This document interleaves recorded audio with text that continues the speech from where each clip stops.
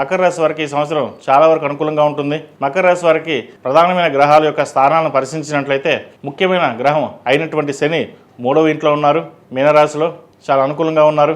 రాహు ధనస్థానంలో అంటే కుంభరాశిలో ఉన్నారు. కేతు అష్టమ స్థానంలో ఉన్నారు. గురువు జూన్ 2 వరకు 6వ స్థానంలో, జూన్ 2 నుండి అక్టోబర్ 31 వరకు సప్తమ స్థానంలో ఉంటారు.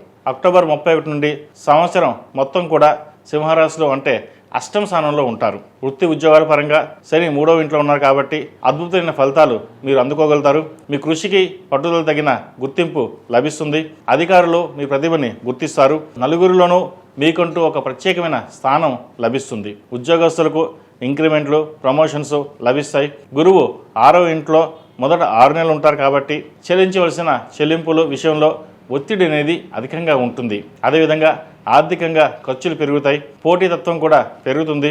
గురువు సప్తమ స్థానంలో ప్రవేశించిన తర్వాత వృత్తిపరంగా స్థిరత్వం అనేది లభిస్తుంది. కెరియర్ పరంగా మంచి అవకాశాలు కలిసి వస్తాయి. వ్యాపార పరంగా భాగస్వామ్య వ్యాపారాలు కూడా బాగా కలిసి వస్తాయి.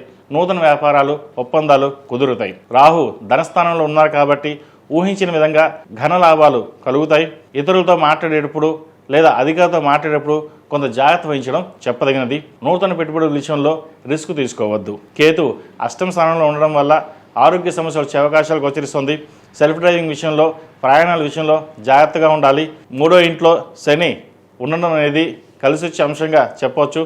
శని బలంగా ఉన్నారు కాబట్టి ఏ ఆరోగ్య సమస్య వచ్చినప్పటికీ తొందరగా కోలుకునే అవకాశం ఉంటుంది. విద్యార్థులకు ఈ సంవత్సరం మొదట 6 నెలలు కొంత ఇబ్బందికరమైన వాతావరణం చెప్పవచ్చు.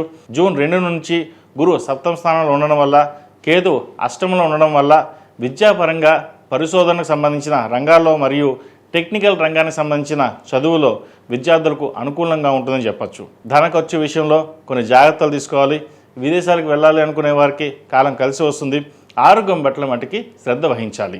ఏది ఏమైనా సరే విద్యార్థులకు ఈ సంవత్సరం చాలా వరకు బాగుందని చెప్పచ్చు. ఈ రాశిలో జన్మించిన స్త్రీలకు వృత్తి ఉద్యోగాల పట్ల ఈ సంవత్సరం ప్రథమార్థం కంటే ద్వితీయార్థం చాలా వరకు బాగుందని చెప్పచ్చు.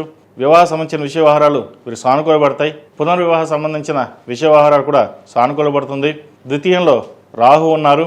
ఏదైనా ఆలోచించి నిర్ణయాలు తీసుకోవాలి. మనసు పరిపరివిధాలుగా ఉంటుంది. కుటుంబ స్థానంలో, ధనస్థానంలో రాహు ఉన్నారు కాబట్టి చేతి దాకా వచ్చిన డబ్బు చేజారిపోవడం. అదేవిధంగా ఈ రాశి వారు ప్రతిరోజు ప్రతినిత్యం సుబ్రహ్మణ్య స్తోత్రం పఠించడం, సుబ్రహ్మణ్య పాశుపత హోమం చేయించడం చెప్పదగినది. అదేవిధంగా సుబ్రహ్మణ్య స్వామికి అభిషేకం చేయడం చెప్పదగిన సూచన. ఈ రాశి వారు నరదృష్టి కొంచెం అధికంగా ఉంటుంది. సుబ్రహ్మణ్య పాశుపత కంకణం కానీ, ఇంద్రాణి రూపు కానీ మెడలో ధరించండి. మంచి ఫలితాలు సంప్రాప్తిస్తాయి.